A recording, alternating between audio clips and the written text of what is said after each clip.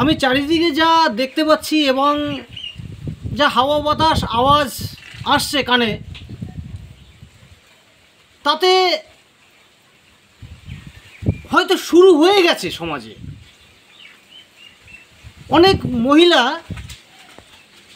অনেক মহিলারা খুব তাড়াতাড়ি তারা স্বামী হারাবেন বা হারাচ্ছেন, সংসার হারাচ্ছেন। এভাবে হারাতে হারাতে একটা সময় আসছে তিনি নিজেকেই হারিয়ে ফেলছেন বা ফেলবেন। আমি সরাসরি বক্তব্যে আসছি। সম্প্রতি কিছুদিন আগেই নারী দিবস গেল, তবে নারীরা সমাজের একটা মূল্যবান অংশ, কিন্তু এই মূল্যবান অংশকে বেশি মূল্য দিতে দিতে এমন পর্যায়ে পৌঁছে গেছে যে সেই মূল্যটা নারী সমাজ বুঝতে পারছে না বা বেশি বুঝে ফেলছে। আমি একটু উদাহরণস্বরূপ বলি। এই যে মহিলারা দেখবেন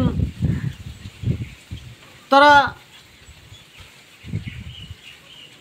পরপুরুষের সোহাগ কত মিষ্টি, এই যে দেখবেন অনেকে বাকুম বুকুম চেহারা, কত সুন্দর আলাপ, কত সুন্দর একেবারে। কিন্তু আমি এই যে মহিলাদের সংখ্যা সমাজে দেখা যাচ্ছে, তাদের অধিকাংশ, আপনারা খোঁজ নিলে জানতে পারবেন, তাদের অধিকাংশটা, কিছু কিছু আলাদা, অধিকাংশটা তাদের স্বামীরা তাদের স্ত্রীদের খুব ভালোবাসে, সম্মান করে, এবং সেই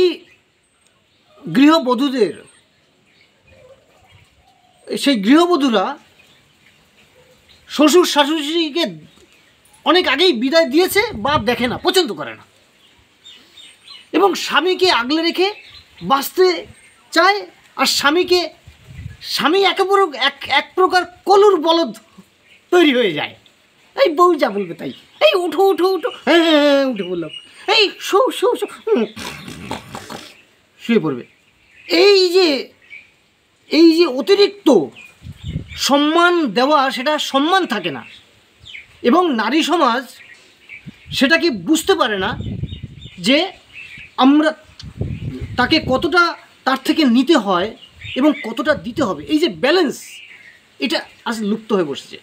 এর জন্য এই পুরুষতান্ত্রিক সমাজে এর জন্য আমি বেশি দায়ী করব পুরুষদেরকে। কারণ পুরুষতান্ত্রিক সমাজে পুরুষের অস্তিত্ব থাকছে না।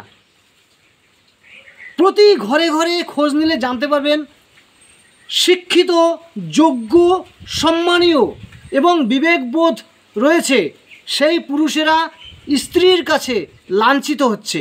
হ্যাঁ, খোঁজ নিয়ে দেখবেন সমাজে পুরুষেরা সাইলেন্স কিলিং হচ্ছে। সাইলেন্স কিলিং মানে, আমার ভাই এসেছে, পরে কথা বলছিস মিল্টন। তো তারা সাইলেন্স কিলিং হচ্ছে, তারা মনে মনে, অন্তরে অন্তরে প্রতি মুহূর্তে শেষ হয়ে যাচ্ছে, মরে যাচ্ছে, অথচ তারা কাউকে তাদের এই বেদনার কথা, দুঃখের কথা, কষ্টের কথা বলতে পারছে না। এই যে আত্মযন্ত্রণা, এটা ভাবার সময় এসেছে। তাই আমি বলবো সকল নারী সমাজকে এ বিষয়ে অত্যন্ত গুরুত্ব সহকারে ভাবতে হবে। কারণ আপনার কথা, মানে নারীদেরকে বলছি, আপনাকে যেরকম তারা বিবাহ করে এনেছে, তাদের ভরণ পোষণ, তার সুরক্ষা, সমস্ত কিছু দেখভাল করছে, আপনার দুঃখটাও শুনছে, কিন্তু সে নিজের দুঃখ কোথাও গিয়ে বলতে পারে না। কারণ সে পুরুষ, এবং পুরুষতান্ত্রিক সমাজে এই কথাগুলো গিয়ে বললে তখন লোক হাসি ঠাট্টা করবে। আমার খুব বেদনা হয়, সমাজে চারিদিকে যেভাবে দেখছি পুরুষরা ভীষণভাবে বিভিন্ন দিক থেকে অত্যাচারিত হচ্ছে। আর একটা বিষয় হচ্ছে,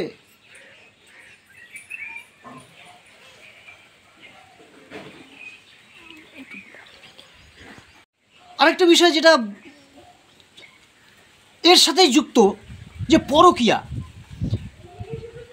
এবং এই যে পুরুষ মহিলার যে যে ভাঙন গঠনের যে বিষয়ে কথা বলতে গিয়ে যেটা বলছিলাম,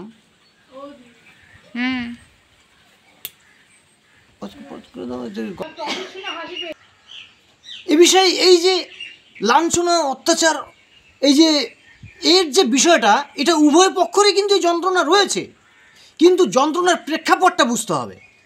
প্রেক্ষাপট হলো, আগে যে নারীরা অত্যাচারিত হতো, সেখানে যে সূত্রপাত, যে আন্দোলন, নারী আন্দোলন, তা সেখানে দেখা গেছে যে মদমাতাল, জুয়াখোর, গাঁজাখোর এবং মহিলাদের প্রতি অতিরিক্ত আসক্তি, অনেকগুলো মানে খারাপ দোষযুক্ত পুরুষেরা মহিলাদের এসে বাড়িতে এসে পিটাতো, অত্যাচার করতো, খেতে দিত না, মারধর করতো, বাবার বাড়ি পাঠিয়ে দিত, আর মুসলিম সমাজ অনেকে তালাক দিয়ে দিত।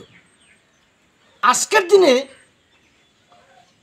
পুরুষেরা যে অত্যাচারিত হচ্ছে, সেই পুরুষগুলোর দোষ হচ্ছে তারা সহনশীল, তারা শিক্ষিত, তারা নম্র ভদ্র, তারা আত্মমর্যাদা বোধ জানে, সামাজিকতা বোধ জানে, এগুলো তাদের অপরাধ।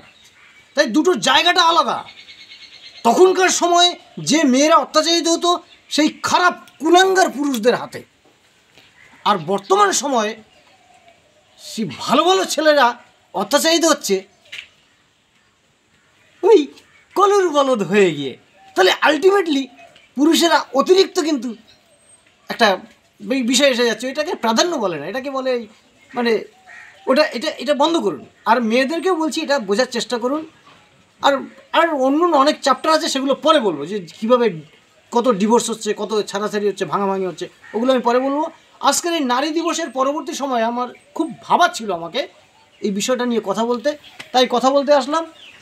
বিষয়গুলো ভেবে দেখবেন। এতক্ষণ আপনাদের সাথে ছিলাম আমি, আপনাদের স্নেহের ভালোবাসার কবি সুব্রত মিত্র। ধন্যবাদ সকলকে। আরও একবার নারী দিবসের আন্তরিক প্রীতি ও শুভেচ্ছা জানাই।